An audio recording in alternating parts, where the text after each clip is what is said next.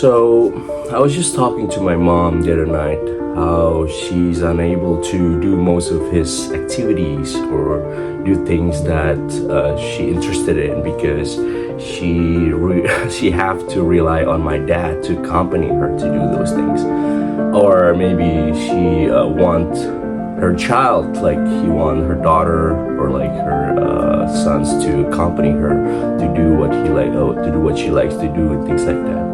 And it dawned on me how, we as a human, we often put our happiness in the hands of other people, because without them it seems like it's almost impossible to be happy, or it's almost impossible to have fun or enjoying the activities that you do because you're just alone, or like you're doing it by yourself. And more often than you'd like to admit, we as a human, of course, we get validation from the external factors, from our friends, from our peers, from our parents since early age, even since we were a child. We always want to get their acknowledgement. We always want to be, we always want to get their attention and things like that. And I think that kind of seeps into our adulthood later on in life as well. But I think as a human, we have to be able to enjoy things on our own. We have to cultivate our own happiness, and how we shouldn't rely on other people to be happy. Because ultimately, everything that happens around us, it's within you, it's inside of you. So whenever you feel like you want to do something, just do it. You don't have to wait for somebody else to, accompany you or anything like that. If you want to go see a movie, just go to the theater by yourself. Or if you're hungry and you want to eat, hey, you don't have to ask for a friend to accompany you to eat with you or things like that. Just go to a food court, just eat by yourself, The more you cultivate that, I think the easier for you to be happy, because you don't have to rely on external factors anymore. You can only rely on yourself to be happy. And I'm starting to practice this theory. I'm starting to practicing these methods because, sometimes even me and Lauren, we don't share the same schedule. We don't do things, always all together, always at the same time. Sometimes when she's busy or when she's working and I want to do other things, I cannot ask her to just ditch her work or just forget whatever she's doing and just follow me to do what I want. It doesn't work that way. So sometimes when we are on separate schedule, I tend to do things my own way and she like to do things her own way. I think that we create a good balance between the two, and I feel like it's the healthier way in a relationship, of course, and both parties are gonna be happy because they're busy working on their stuff and I'm busy working on my own stuff, and our growth are kind of like similar without having to spend too much time together, I would say. It's always best, it's always great if we have friends that we can talk to, or somebody that we can share our experience with. Because whenever I go alone, sometimes I always think about, hey, it will be cool if Lauren's here so she can see what I'm doing or she can see what I'm seeing, things like that. But also, I think that's the perfectionist within ourselves, or like our ego, that's kind of, it has to be shared, or like whatever we're experiencing, they need to experience that as well. I don't think that's working anymore. In this modern age, we have to be flexible. We have to be able to enjoy things on our own, because ultimately it's gonna be depend on us how we want to be happy, right? And it's the same with the pursuit of happiness. A lot of Americans always said this pursuit of happiness. It always starts within you. You have to be happy by doing the smallest thing, and doing it alone, doing it by yourself. Because the less you rely on other people, the easier it gets, and the better it is for you to, don't have to. Again, I always say this thing, you don't have to put your happiness on the external factors.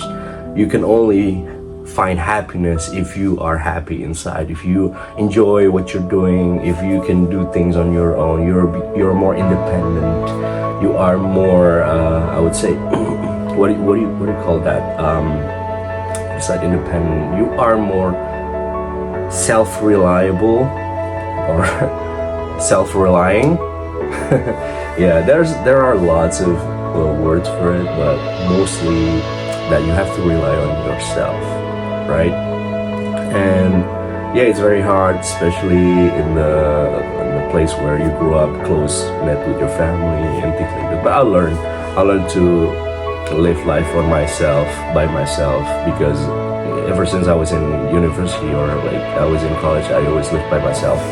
I move out of the house and I attend the university abroad, and of course I have to do things myself. I have to get my own furniture, I have to rent my own place, I have to cook my own dinner, cook my own food, or like wash my dishes, wash my clothes, do the laundry, vacuum the whole house, clean up the whole thing, or things like that. So I'm used to it. I'm used to that.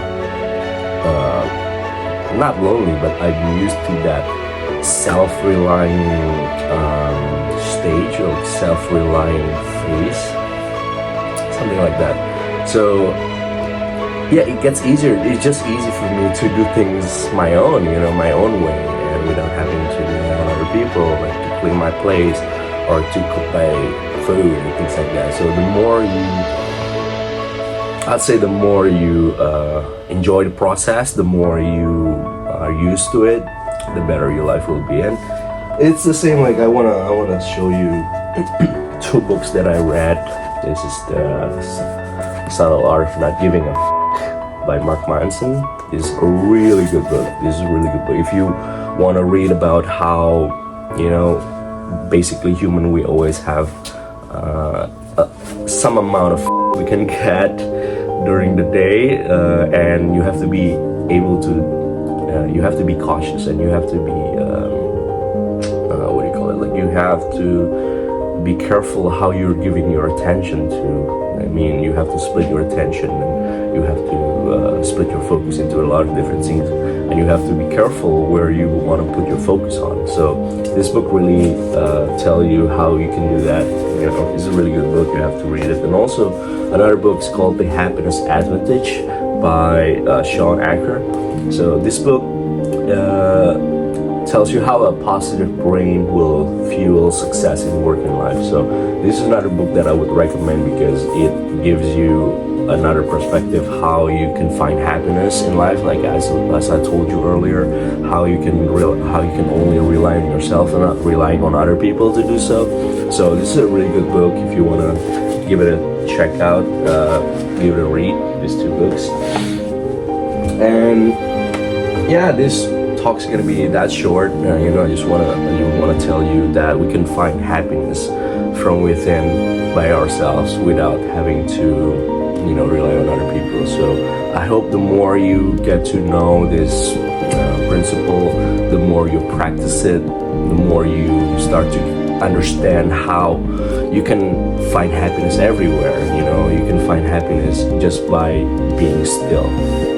So with that, I hope you find this helpful, and hopefully, I can share you a lot more about my philosophy, or what I think is best to live the life that we're living right now. Alright, so thank you again for checking out, and I hope to see you guys next time. See you, bye.